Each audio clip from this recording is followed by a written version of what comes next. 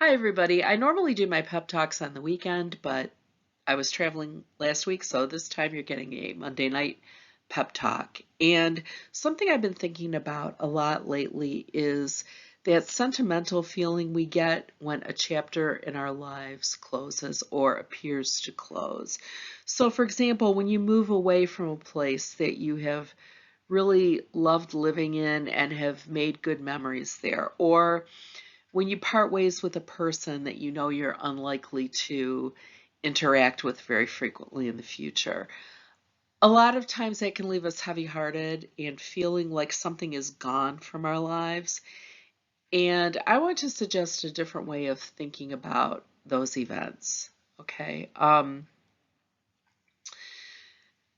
Every semester, when classes end on the last day of class or the final exam period, after all the students have left my classroom, I always stay behind for just a second and look around at the empty room, and I think about all of the students who spent time in that room with me over the past semester and spent time with each other and the experiences that we created there together. And I I bless them and I bless those memories and I bless the things that happen there. But I also hope that they're going to continue carrying those things with them and that they're going to continue to learn from those things and that I will as well, and that I will remember them and I will remember what happened there. So, is that experience over with? I don't think so. I think it's ongoing as long as we continue to reflect on it and to hang on to the good things that happened there. And it's the same when maybe you have a falling out with a friend or a romantic relationship breaks up and you're missing that person's presence in your life. There's a way that you can hold them in your heart and extract lessons from your interactions with them that will cause that relationship to continue in your own life in a different way. It'll take on a different form, but you are still able to bless them and wish them well, even if you're no longer able to be together. And I often think of what I do as a teacher as planting seeds, and planting seeds where I might not necessarily get to see the harvest. So when I teach about communication, when I teach different theories, and some students seem to understand it right away and get connected to it right away, and others don't seem to have that aha moment or only seem to be learning it so they can reproduce it on a test, but I'm not sure if the ideas or information have really resonated with them and have really changed the way they look at things. But I tell myself that might happen down the road. They might not be at a place on their life journey right at this minute where those ideas make sense to them. But maybe after having some additional and different life experiences, those ideas will resonate with them because I know it's happened for me.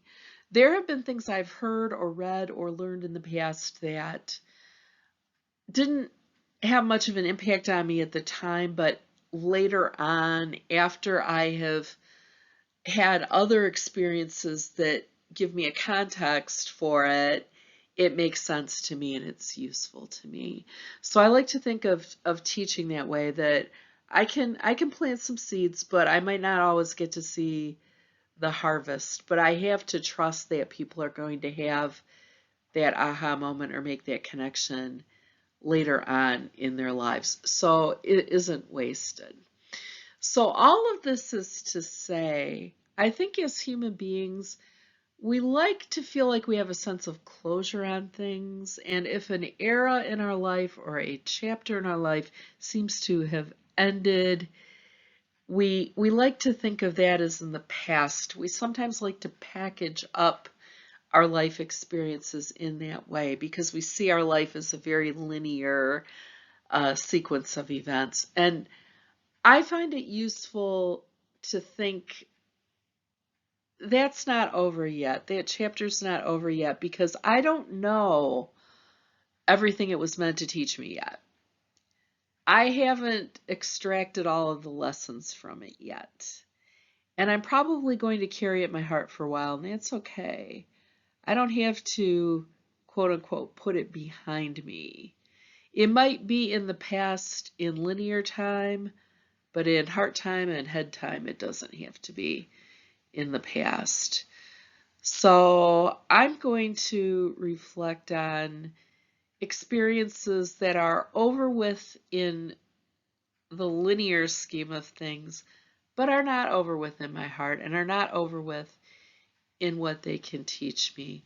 Coming back to those pictures that my childhood friend sent me from summer camp, I was looking at this kid that was me in those pictures, and I was probably around 12, 13 and kind of going through that, awkward, ugly duckling, early teen stage there. And I just felt such love for that girl and felt that there are so many things I wish I could go back and tell her. But I also know that I carry that girl inside of me and that I had to be her in order to get to this place where I am the me I am now. I wish you a wonderful week ahead and please keep in touch. I'll talk to you soon. Bye-bye.